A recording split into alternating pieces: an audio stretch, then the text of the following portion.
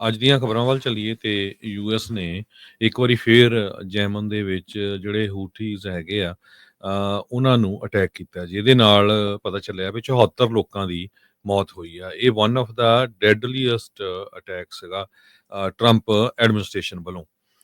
ਜੈਮਨੀ ਹੂਟੀ ਰੈਬਲਸ ਜੋ ਇਹ ਰਾਸ ਇਸਲਾ ਆਇਲ ਪੋਰਟ ਹੈਗਾ ਉਹਦੇ ਲਾਗੇ ਸੀ ਤੇ ਮਾਰਚ 15 ਤੋਂ ਟਰੰਪ ਹੁਣਾਂ ਦੇ ਐਡਮਿਨਿਸਟ੍ਰੇਸ਼ਨ ਨੇ ਕੈਂਪੇਨ ਸ਼ੁਰੂ ਕੀਤੀ ਹੋਈ ਹੈਗੀ ਆ। ਯੂਐਸ ਮਿਲਟਰੀ ਦਾ ਜਿਹੜਾ ਸੈਂਟਰਲ ਕਮਾਂਡ ਆ ਉਹਨਾਂ ਨੇ ਹਜੇ ਤੱਕ ਡਿਟੇਲਡ ਇਨਫੋਰਮੇਸ਼ਨ ਨਹੀਂ ਦਿੱਤੀ ਜਿਹੜਾ ਕੱਲ ਰਾਤੀ ਅਟੈਕ ਹੋਇਆ ਹੈਗਾ, ਪਰ ਹੂਟੀਜ਼ ਵੱਲੋਂ ਇਹ ਆ ਰਹੀ ਆ ਵੀ ਉਹਨਾਂ ਦੇ 74 ਦੇ ਕਰੀਬ ਜੋ ਲੋਕ ਆ ਉਹ ਮਾਰੇ ਜਾ ਚੁੱਕੇ ਹੈਗੇ ਆ। ਇਹਦੇ ਵਿੱਚ ਇਹ ਧਿਆਨ ਰੱਖਿਆ ਗਿਆ ਵੀ ਆਮ ਲੋਕਾਂ ਦੀ ਕਿਸੇ ਦੀ ਮੌਤ ਨਾ ਹੋਵੇ ਤੇ 10 ਸਾਲ ਹੋ ਗਏ ਕਹਿੰਦੇ ਭਈ ਹੂਟੀਜ਼ ਨੇ ਉਹ ਸਾਰਾ ਏਰੀਆ ਜਿਹੜਾ ਹੈ ਟੈਰਰਾਈਜ਼ ਕੀਤਾ ਹੋਇਆ ਹੈਗਾ। ਸੋ ਉਹ ਤੋਂ ਬਾਅਦ ਜੋ ਹੂਟੀਜ਼ ਆ ਉਹਨਾਂ ਨੇ ਵੀ ਆਪਣੇ ਮਿਜ਼ਾਈਲਸ ਦੇ ਨਾਲ ਅਟੈਕ ਕੀਤਾ ਇਜ਼ਰਾਈਲ ਦੇ ਉੱਤੇ, ਜਿਸ ਨੂੰ ਇਜ਼ਰਾਈਲ ਦੀ ਮਿਲਟਰੀ ਨੇ ਇੰਟਰਸੈਪਟ ਕਰ ਦਿੱਤਾ। ਯੈਮਨ ਦੇ ਵਿੱਚ ਸਿਵਲ ਵਾਰ ਚੱਲਿਆ ਹੋਇਆ ਆ ਤੇ ਉਸ ਦੇ ਤਹਿਤ ਆਪਸ ਦੀ ਵਿੱਚ ਵੀ ਬਹੁਤ ਸਾਰੇ ਜਿਹੜੇ ਲੋਕ ਆ ਯੈਮਨ ਦੇ ਉਹ ਨਹੀਂ ਚਾਹੁੰਦੇ ਵੀ ਜਿਹੜੇ ਹੂਟੀਜ਼ ਆ ਉਹ ਉੱਥੇ ਰਹਿਣ, ਕਿਉਂਕਿ ਉਹਨਾਂ ਨੇ ਜਿੰਨੇ ਵੀ ਸ਼ਿਪ ਆਉਂਦੇ ਹੈਗੇ ਆ ਉਹਨਾਂ ਦੇ ਉੱਤੇ ਕਬਜ਼ੇ ਕਰਨ ਦੀਆਂ ਹਮੇਸ਼ਾ ਕੋਸ਼ਿਸ਼ਾਂ ਕਰਦੇ ਹੈਗੇ ਆ। ਸੋ ਇੱਕ ਪਾਸੇ ਯੂਐਸ ਤੇ ਤਹਿਰਾਨ ਦਾ ਨਿਊਕਲੀਅਰ ਪ੍ਰੋਗਰਾਮ ਨੂੰ ਲੈ ਕੇ ਗੱਲਬਾਤ ਚੱਲ ਰਹੀ ਹੈਗੀ ਆ। ਦੂਸਰੇ ਪਾਸੇ ਜੋ ਯੈਮਨ ਦੇ ਵਿੱਚ ਹੂਟੀਜ਼ ਆ ਉਹਨਾਂ ਤੇ ਸ਼ੱਕ ਕੀਤੀ ਜਾਂਦੀ ਆ ਵੀ ਇਰਾਨ ਵਾਲੇ ਉਹਨਾਂ ਨੂੰ ਜਿਹੜੇ ਸਪੋਰਟ ਕਰਦੇ ਹੈਗੇ ਆ।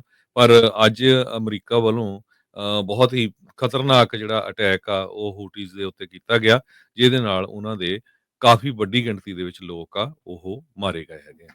ਜੀ, ਬਿਲਕੁਲ।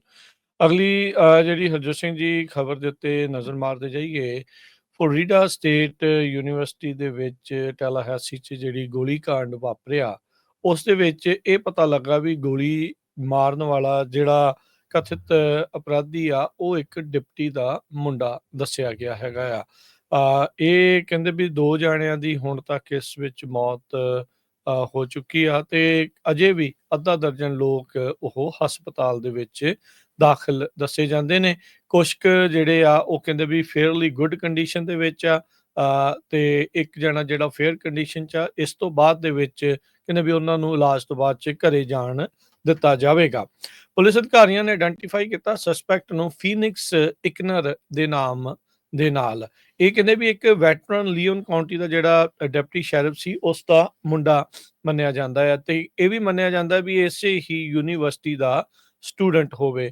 ਅਧਿਕਾਰੀਆਂ ਨੇ ਕਹਿੰਦੇ ਵੀ ਉਹਨਾਂ ਨੇ ਦੱਸਿਆ ਵੀ ਜਦ ਇਸਨੇ ਗੋਲੀਕਾਂਡ ਸ਼ੁਰੂ ਕੀਤਾ ਸਟੂਡੈਂਟ ਯੂਨੀਅਨ ਦੇ ਨਜ਼ਦੀਕ ਲੰਚ ਟਾਈਮ ਸੀਗਾ, ਉਸ ਟਾਈਮ ਇਹਨੇ ਗੋਲੀਕਾਂਡ ਨੂੰ ਕੀਤਾ। ਇਹ ਚਾਹੁੰਦਾ ਹੋਊਗਾ ਵੀ ਮੇਬੀ ਮੈਕਸਿਮਮ ਫੈਟੈਲਿਟੀਜ਼ ਜਿਹੜੀਆਂ ਉਹ ਕਰ ਸਕੇ ਤੇ ਕਹਿੰਦੇ ਵੀ ਵਿਦਿਆਰਥੀ ਇੱਧਰ ਉੱਧਰ ਬਿਲਕੁਲ ਭੱਜ ਨੱਸ ਜਿਹੜੀ ਉੱਥੇ ਪੈ ਗਈ।